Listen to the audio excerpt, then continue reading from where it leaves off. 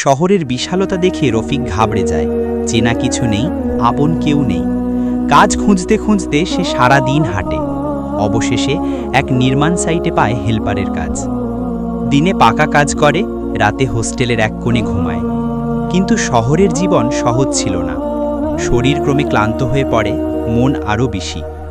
তার পাশে কেউ ছিল না, তবুও রফিক থামেনি। একদিন কাজ শেষে সে ফোন পায়, মা নেই আর। সে কাঁদতে চেয়েও কান্না চেপে রাখে, কারণ তার কাছে শোকের সময় ছিল না। ভাই বোনদের খেতে দিতে হতো, পড়াতে হতো। তাই সে আরও বেশি পরিশ্রম করল। সব টাকা জমিয়ে পাঠালো গ্রামে, নিজের জন্য কিছু না ভেবেই। শুধু ভাই বোনদের স্বপ্নে আগুন জ্বালিয়ে রাখল। এই ছিল রফিকের গল্পের দ্বিতীয় অধ্যায়। পার্ট 3 দেখতে হলে আমার চ্যানেলটি সাবস্ক্রাইব করে পাশে থাকুন, কারণ স্বপ্নের পথ এখানেই শেষ নয়।